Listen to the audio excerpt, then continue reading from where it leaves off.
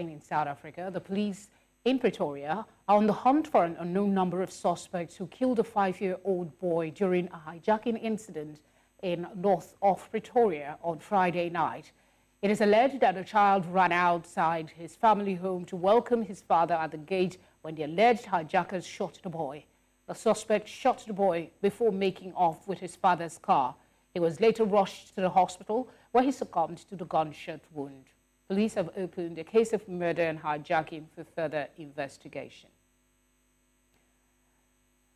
To discuss this, I'm joined by Senior Training Coordinator, Institute for Security Studies, Williem Els. Williem, thank you very much for joining us. Sad events there, and some will say it speaks volumes of the high crime rate in South Africa and the seeming disregard for life. We're here again having the same conversation. How common are hijacking crimes, especially in this area? Good evening to you. In that area, very common, as in the rest of the province of Gauteng, and Soshanguve is part of Gauteng, where between 40 and 50% of all the hijackings that take place in this province. We also see that we have about 66, an average of 66 hijackings per day happening in South Africa, and every 22 minutes we see that a vehicle has been stolen. So crime is out of control, and the problem that we have with these hijackings, as we saw in this incident, is that they're becoming more and more violent.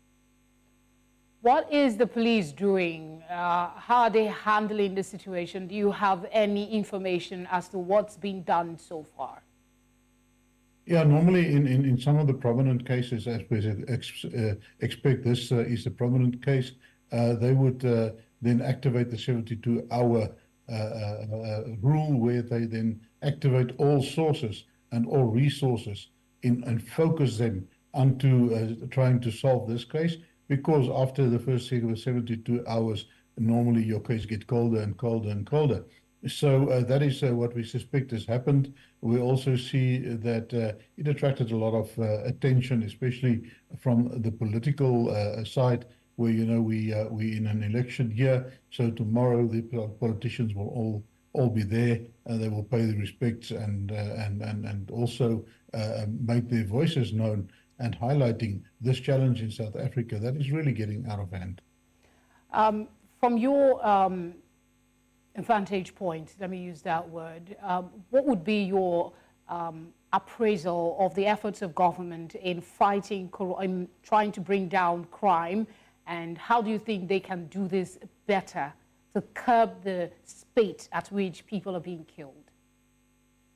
Well, in the first place, you know, the three countries in Africa, the top three, if you look at that criminality in terms of the transnational organized crime index, we see that South Africa comes in at number 3 in Africa, where DRC lays at number 1, and Nigeria is actually a number 2. Number 4 we see is Kenya. So it just demonstrates to you that, you know, where you've got your financial hubs, we've got your strong countries, we've got the strong financial centers. We also see a spike in crime, but we saw in South Africa in recent years that crime has just gotten out of control every year, and year on year we see a rise in most, especially your trial crimes, your contact crimes that are becoming more and more brazen, but also more and more violent. Your house invasions becoming more violent, and so on. Life has become cheap, and one of the reasons for that is, you know, it seems that the criminals, they lost their fear or respect before the police, because your chances of being caught when you are perpetrating one of these crimes, you know, is very low. We see a below 30% conviction rate on our serious and violent crimes. So that doesn't paint a very good picture when it comes to the police. We see that there are several efforts from a political level. As I mentioned, in the election year, a lot of promises being made, also a lot more money that is being allocated towards resources.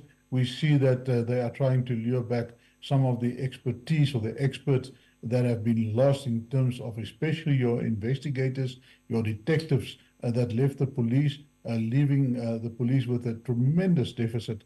In the past 5 years, there are 5 million cases in South Africa that were closed without any further investigation. So doesn't paint a very good picture. We see that they embarked on a massive recruitment drive where they are now training a lot of new young police officers.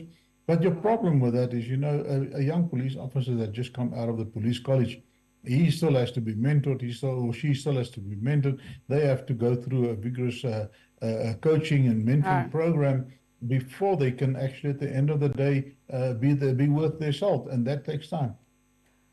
Williem, thank you for speaking with us. You are welcome.